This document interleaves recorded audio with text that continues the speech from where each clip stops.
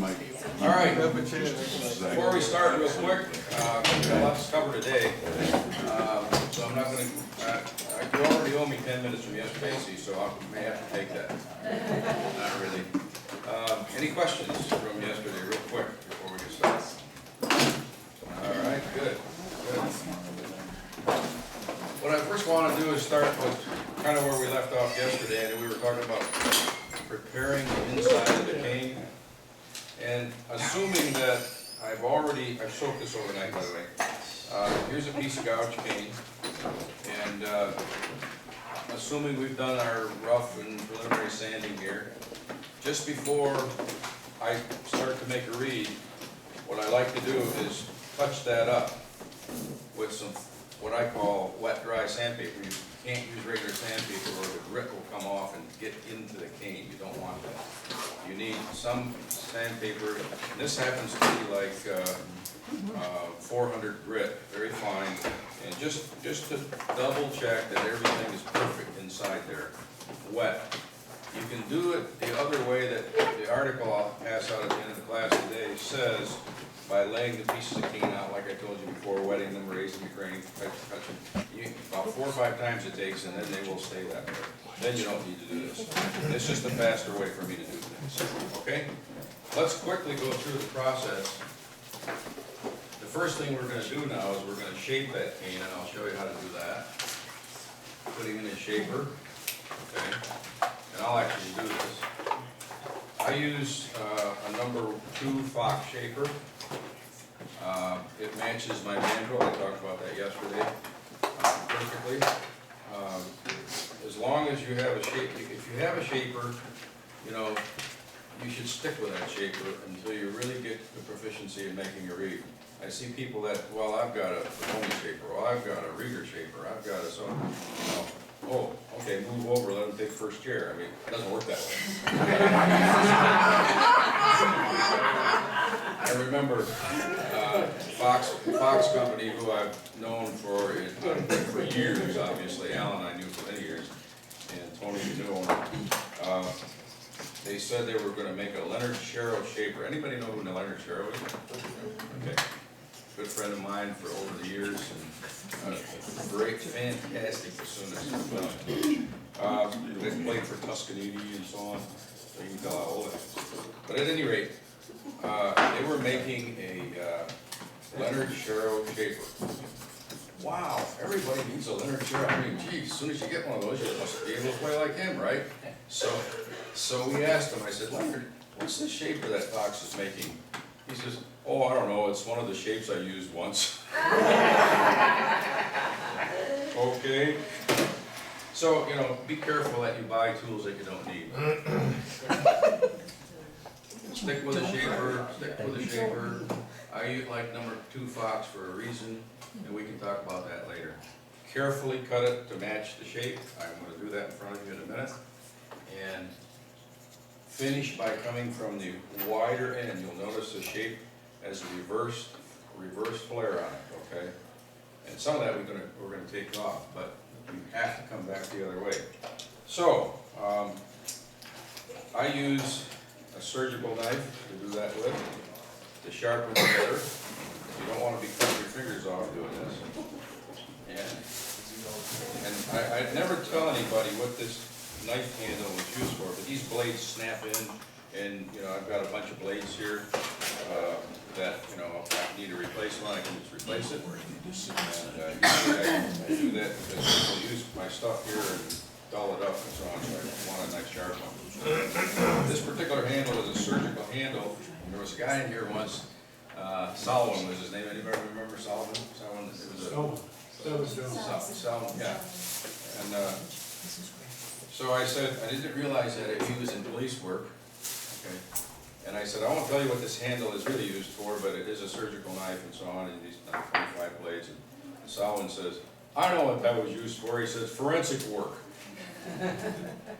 Okay, we didn't need to tell him that. But it's a nice size handle to use. I like to use the shaper away from me as much as I can. So what I'll do is I'll start here and turn as I'm going so I don't undercut. And then I come back this way, notice my knuckles are on the table. To about where I see it change, then start up here again, and take that off, and it's done. Okay? We'll do all four. Start here, go down, turn the knife so you don't go down too far. Okay.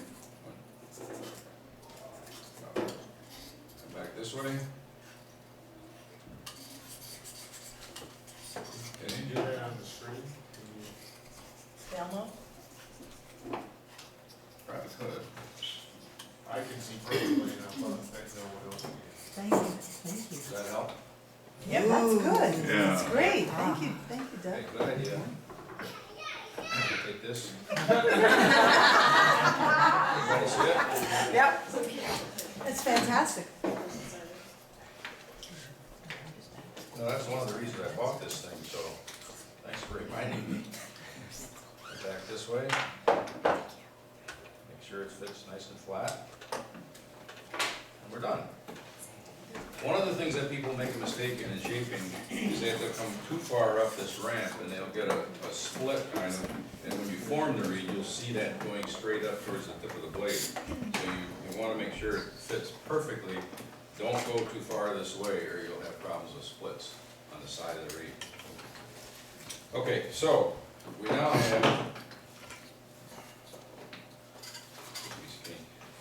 have a nice shaped piece of cane, okay, and we're going to do some things to it in a minute. But it matches the shaper perfectly, and so our next step will be to do something now sometimes what I like to shape is dry, by the way. It makes a slightly wider reed. With the number 2, I like to do that. Okay, you can do that if you've got a very, very sharp knife like I have here. But sometimes people like to do it wet. It's easier, it's faster, and all that kind of stuff. And which I did in this case. I like to do it dry. And if I did dry, this next step I would do is done with a different sandpaper. This is again wet dry sandpaper. You use it wet. So I knock that sharp corner off. Maybe 5 or 6 strokes. Okay. This I don't have in my manual. I'll explain why in a minute. So now I've knocked those sharp corners off, okay? Now when you think about it, when you take 2 pieces of cane that are kind of flat and then you shape them, if you have sharp corners, it's very easy for the 2 halves to do this, okay? One way or the other. And that's where you get blades that go like this. You ever have that problem? Oh, yeah. This will minimize that, okay? Take that sharp corner off. Plus, the reed vibrates and it's opening and closing like this, okay? And if those sharp edges are gone, they don't dig in and it's a little more free in its vibration when you do that. So, remember I told you I would tell you why I do things. That's why I do that, okay? Excuse me, is that still the 400 grit sandpaper that you're sanding the sides with? Yeah, anything that's 400 wet sanding paper you can use if it's wet when you do this. Right. Otherwise, What grit? if it's dry, I use a 240 grit piece of paper and do it dry. Okay. You can do it that way. Okay. All right. Okay. So then our next step, obviously, you know that I used to use a jackknife doing this. I don't do that anymore. I now use a sharp surgical knife. Makes much better job. But you can do it with a knife like I show here. Just make sure it's clean and sharp, no bumps and humps in it. It matches that shaper perfectly. So the next thing we're going to do is profile. All right. And those of you that want to use my profile, I want to train you how to do it first before you use it, because I don't like fixing my blades when I get home. So I use a Rieger profiler. How many people have profilers? Quite a few. Okay. And the motion that you do with a profiler is back and forth. You don't pick it up, and I'll show you that in a minute. And when we get all done, basic idea. When you get all done, you've got all these shavings and so on. But the cane, if your profiler is set up correctly, which I know how to do, has that beginning of a pattern that you see in there. That's really fundamental to a good read. Okay? Any questions? So here's my profiler. I've had it many, many years. It's sharp. And I'll take my piece of cane that I shaped here. Whatever it is. No, here it is. Okay, this is the piece of cane I shaped just a minute ago.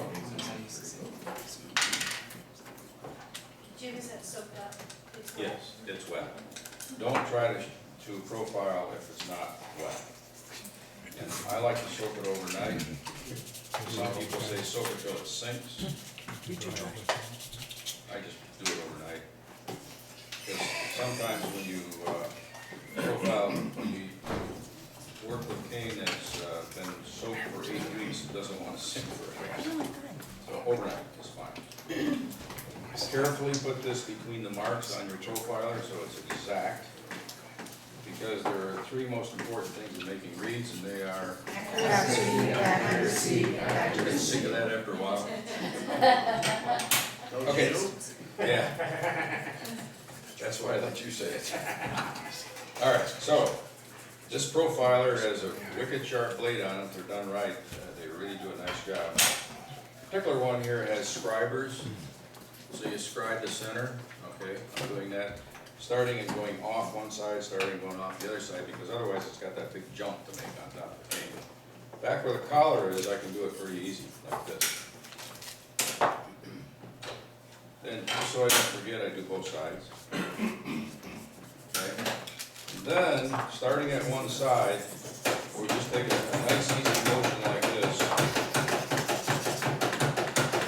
Notice I don't pick it up. I see people doing this. Good way to ruin a read. You'll hook it, you'll pull it up, you'll break the center. They're designed to do what I'm doing here, all right? And notice I'm not making it sound like a machine gun either. I'll put it over there. I think everybody can see this up here, can't they? Okay. So let me just finish this. Notice that, by the way, I've done one side then the other, and now I go backwards the other way on this side. Notice how the chips are flying right off. Turn it around. Double check my scoring to the center a bit. Around the other side. And probably it's going to take a third time to finish it up.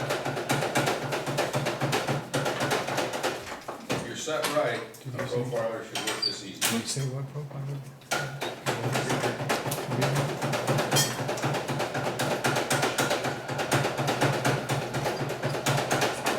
Maybe one more time. Oh, Richard. Well, that didn't take long, did it?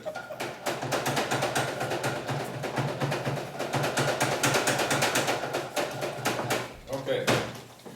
We now have a profile piece of cane that took us, what, 3 minutes or something like that? So if you got a good sharp profiler and it's set up right, I'll pass this around because I can use another one to keep going with. And then I'm going to turn you loose here in another 10 minutes or so.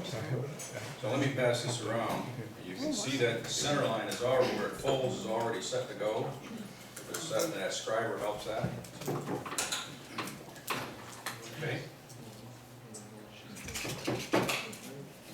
Now I'll use another piece of cane to continue on with here just to save time. Okay. This one I've already done. Okay. Okay, so now the next step is a very critical step. And I was just asked a question about this yesterday by you. I forget your name, I'm sorry. Nicholas. Okay. Because he was having trouble with the sides of his reeds closing properly and so on, and what this is about is beveling, right? And I will hand out a paper today on end of the session on beveling. Beveling is really critical. It really is, because it does a marvelous job of setting up things for you and to make that read function properly. And I'll pass another one, I'll read around it, I'll show you as a demonstration. Here is the idea of beveling. What you're going to do, see, it's the second wire position of this thing. And we're going to start with a small piece of cane. Because of you have that reverse flare in here, if you start small and pull it straight back, it'll grow bigger until it's full from top to bottom, as you see on that little bottom diagram. All right? Why would we do that? The reason we do that, it says, with a very sharp knife or single-edged razor blade held at the angle shown, 30 degrees. If you do too much, you'll hurt the reed, and I'll show you why. 30 degrees above. Start at the second wire position with a shallow cut, continually increasing the depth of the cut until the full thickness of the bevel is seen on the butt end. The bevel, 4 pieces as shown, 4 corners. The reverse flare of the shape and the straight grain of the cane will assist in generating that level, that bevel. I think this is one of the most critical things in making reeds. Learn how to do this, please, because it really is going to make a big difference in your reed making. So what happens to you is, if I can get this in the right spot, that red area is what essentially comes out when you form it, all right? And so therefore it closes perfectly down the sides. And it says it's important to have consistent throat openings to the reed, therefore inserting the mandrel the same depth every time is very important. And we're going to do that. So when you bevel, you'll see it open up a little bit. I see mandrels around that are not marked as to how far you put them in. The 3 most, never mind, put a mark on your mandrel that you always make them the same, time after time after time.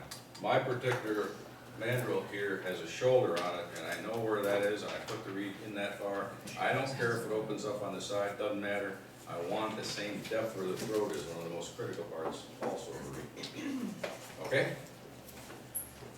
So, moving down a little further, it says, after a newly formed reed dries the next day, put it back on the mandrel, position the reed slightly less up the mandrel a ways, because now to close it, it will be smaller, okay? But that puts that leverage across that fulcrum wire. If you do too much of an angle, say 45, you're going to get this, and you'll have leaks on the side of your fulcrum. You don't want that, okay? Questions on that? I just want to specify, because in your book, it wasn't there, and I had to email you about this. Yeah. The 30 degrees with the beveling is with your knife this way, 90 degrees, and then, no, wait, excuse me. Yes, Yes. this way, Yes. and then down. It's not from this way up there, then you'll bevel way too deep. Correct. Absolutely right, and that's why I put that diagram in there. I don't know if you can see this or not. We're going to try. Might be interesting, but here is a reed that I made and beveled. And if you watch the tip, see if I can figure out how to do this. As I close it, what's happening to the tip? Open. That's exactly what you want, because this helps, first of all, beveling lets it close right, seals it. Secondly, it prevents the tip from collapsing. How many players do you see up there on the stage squeezing their reed once in a while because it's closing on them? If you bevel properly, you won't have to do that. I don't do that with my reeds at all. So it's really kind of a neat thing when you look at it, to see that thing open and close when you tighten the wire in the back. And that's exactly what you're going to do the next day. Okay? Makes sense? All right. So we have our piece of cane. I haven't beveled this yet. I will do that right in front of you right now. All the time going, we're doing all right. And I kind of cheat when I bevel. I made a little fixture so I can do it the same way every time because, never mind. Could you do that So- over the projector thing? I knew I created a monster here. No, that's okay. No, if it helps, then that's what I want to do. All right, so you put the piece of cane and make sure it's flat. Don't do this or this. All right? And you start like this and start pulling this thing with a little pressure on the side. You gotta get this over here right. Until you pick up something and then turn it back, and you're done.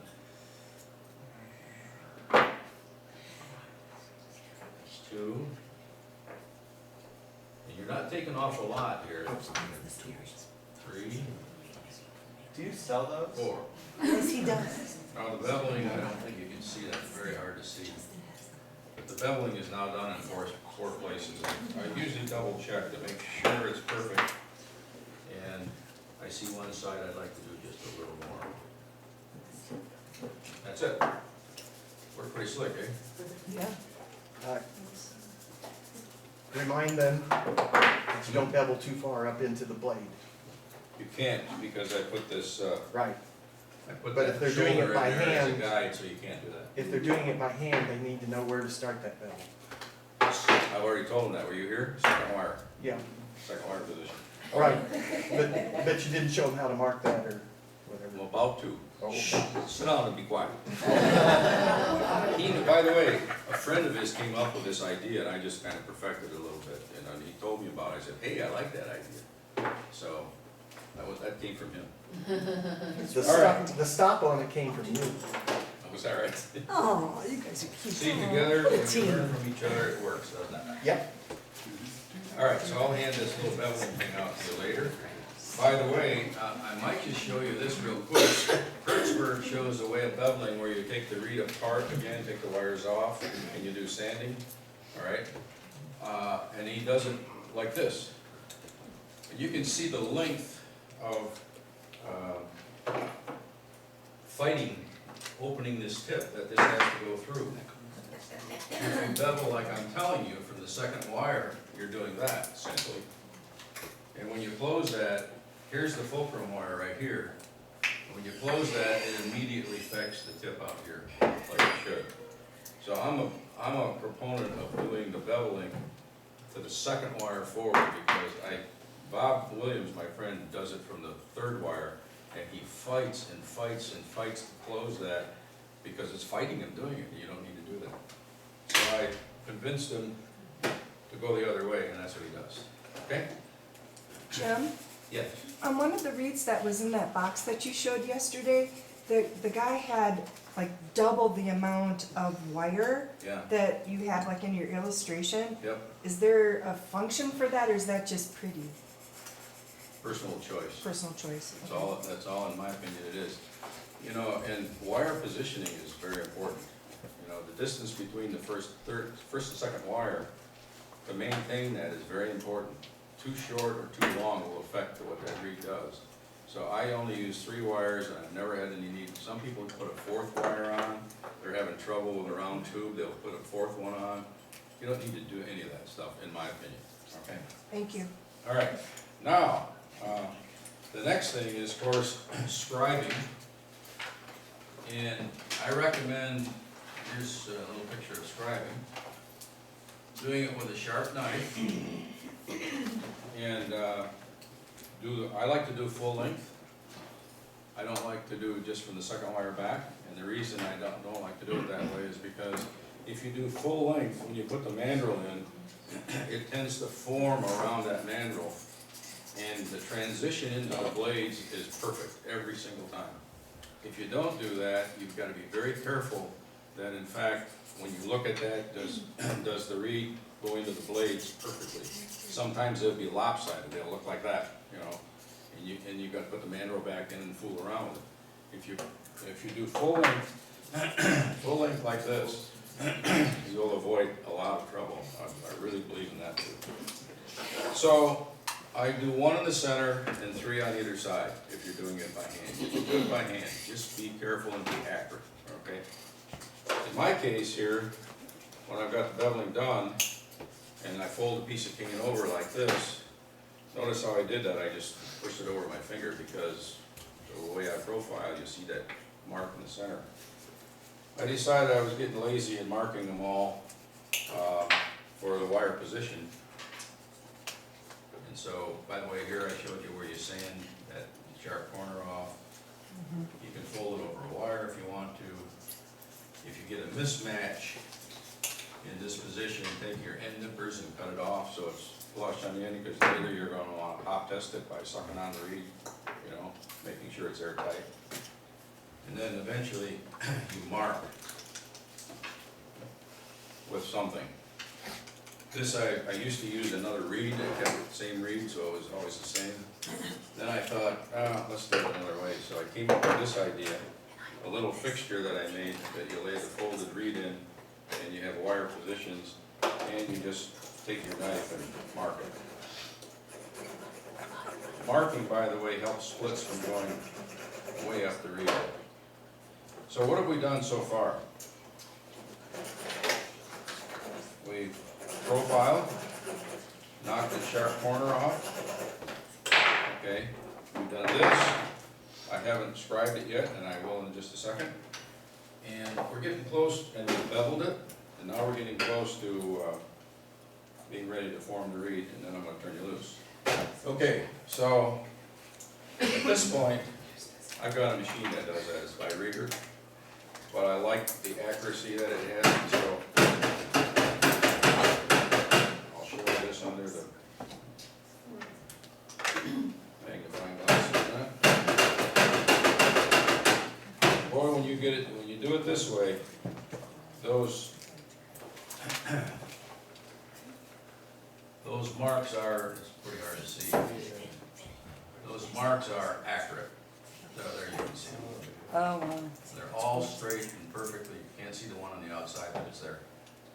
All right? So now we're ready to form this reed, okay? And I like the heat. Do you mind if I ask you a question about the wire placement before Okay. you go to the next thing? I know you're a purist. You will, if you make those grooves and you measure where your wires are, you will never ever deviate from that position. Do you ever have to like maybe clip your tip a little bit more as you're working on a reed? And then would you readjust your wire placement or not? I never, personally, I don't like to ever touch the wires. I don't Okay. leave them alone. Okay. There are some people that do. Yes. If it works for them, that's fine. All right. I don't recommend it because you change too much every time you do that. If you want to try a different reed position, wire position, do that on 10 reeds, and only that, so you can see if it helps you. Okay, so I'm not saying don't ever do it, because some people do. What I'm saying is, I see people changing everything, different shape, and they don't know what's happening. Do one thing at a time, and then try to do that. If you have to clip the tip, probably it's a softer piece of cane, Yeah. and so you shorten the reed and so on. So I worry about other things when that happens. I sort my cane by hardness. Okay. So, I don't know if that helps you or not. Yes. Okay, years ago, I couldn't sleep, so I went downstairs watching something on TV that'll put me to sleep. And I watched making skis. And what they did with skis is they soaked the wood for a long period of time, and then they had steam jets and everything, and they ran that piece of wood, that long ski, into a ramp that turned up like this, and they held it there and steamed it, and it remembered that for its life. And I thought, I think that's a case, in my opinion, for heating the mandrel before you put it in. I really do. And so I do them all that way because, in fact, that you want them to remember that new shape as fast as you can. You also age your blank for that reason, but that's why heat, I recommend it, I think everybody ought to do it. So now we have a piece of cane that's ready to go here. I'm about ready to heat my mandrel. I prefer to put the second wire on first, okay? And only the second wire. Make sure it's matched up. Hold the wire like this and wrap it around. Guess what? We just marked our wires, so we got a nice groove. They fit in. You can feel right where it is every time. You don't have to worry about anything. Now, how many people twist their wires to the right? Really? How many people twist them to the left? Obviously, the right. That'll make a difference. I'm just I didn't know how rotten the guy was. Right. All right, so close to turning you loose here. All right, so we've got the center wire on, and I have a reason for doing that, and I'll tell you that in a minute. I like to use, this is waxed macrame string, okay? I think I've told some of you this before. People use shoestrings, people use, you know, cotton twine or whatever you want. It all works, except what I don't like about it is it all comes apart while you're messing with it, right? So I take this waxed stuff and I'll go right up the shank, up to that wire I put on, and then I'll go back down the other way, keeping it tight, okay? But why the wax string? Because it stays there, okay? It's nice to work with. And then the next thing, if I'm making 10 reeds, between times I'll put this on this little rack so it heats up. But I do about 30 seconds, okay? Before I get ready to push the mandrel in. And then I'll take my pliers while I'm waiting for that and just open it up a little bit. Don't squeeze too hard or you'll screw up this wire. Alright? And then I'm going to turn you loose.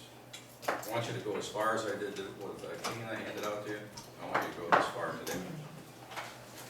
So here we are, it's heated up. I don't twist the mandrel when I put it in. I go straight in. Right up to that shoulder. Okay? So the throats are the same every time. I have the same shape. I push it in the same distance. The throat will be the same every time. So Jim, you don't go from the second wire down ever, wrapping? Not yet. I will eventually. No, when I'm forming, I do not do that. Okay. And so I'll take my pliers. These are worth their weight in gold with a hole drilled in them. Okay. But you need to take the sharp corners off them or you'll mark your reeds up. And then I'll just knead around to form that around.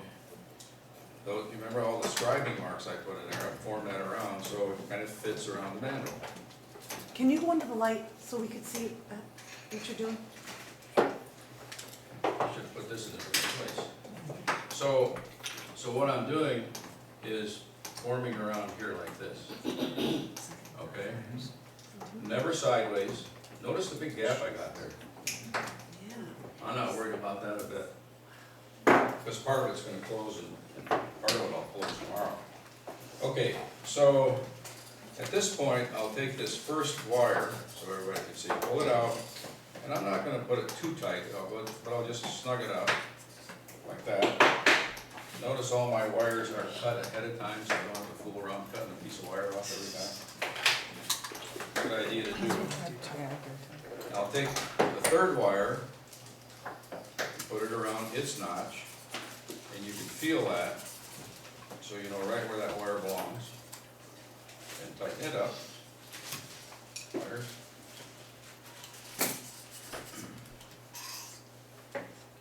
Turning to the left, don't ever turn to the right. If you're me, because I get confused. So I've tightened that one up, okay? I cut the nibs off of it, just so it's out of the way. I don't want those Y-shaped things sticking out, cutting here and whatever they can do. And then one last time I'll do this. Just to make sure it's round, okay? All right? And guess what? I still have a slight, if I can show you here, a slight gap that you can see there. See it? I don't care, that's fine, that's because I doubled, okay?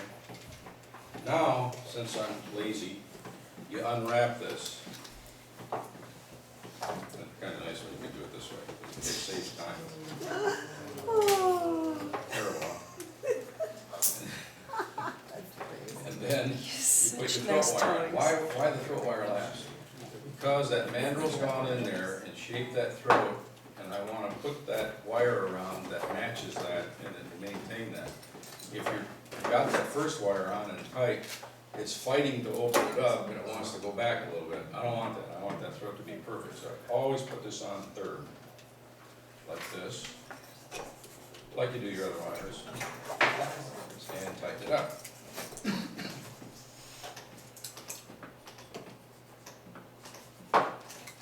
About time to get new black. Okay, How tight do you pull the wires when you form the blank? I pull them, I guess I'd have to show you how I do it, but I pull them so I see a little triangle there, and then twist and let that triangle go away. But the rule to remember when you're doing that with wires is never make them so tight that you go into the rind. Then they're too tight, okay? Does that help you? Yeah. So we have our form blank, okay? We take it off the mandrel and we stick it on the drying block for overnight. Tomorrow I'll tighten it up and then we're gonna wrap it and so on so you can see how that's done. Okay? So we put the wires on. The second wire. Wrapped it. That's before I use this macrame stuff. Open it up a little bit. Put the mandrel in all the way. And then put your other wires on and do some kneading with the pliers, like you see here. And then finally you take it off and put it on the drying rack. Just one more picture. Third wire that you put in is the throat wire. And then it goes home for a day. So I'll be here for the rest of the time. I'd like you to get this far if you can, or after class finish it up, or whatever you want to do. I will be here to answer questions or help you with it, or if you screw up your paint I gave you, that's fine, I'll give you another course. Don't worry about that, and we go from there. So, go to it. Yes. What measurements do you use for your wires? I've got a diagram I'll show you later on this, but let me see if I can figure it out and I'll answer your question right now. It's in that stack of stuff.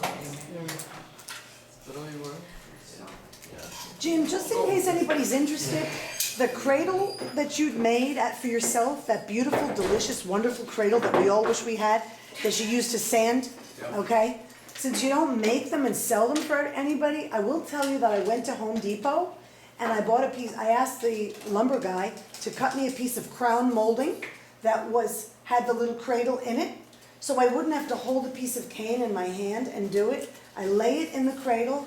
I had him cut it just long enough for me to hold my hand on the piece of wood with my cane in it, and I sand it that way on the table. In case anybody's interested, I mean, I couldn't do it holding the piece of cane in my hand with that, it was just too flimsy. Yeah.